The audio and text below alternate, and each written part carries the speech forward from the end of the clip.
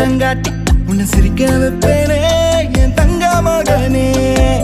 என் முதுகின் மேல ஒரு அணைக்குட்டிய போல உன்னை தூக்கிக்கிட்டு நான் டூரு போவேனே.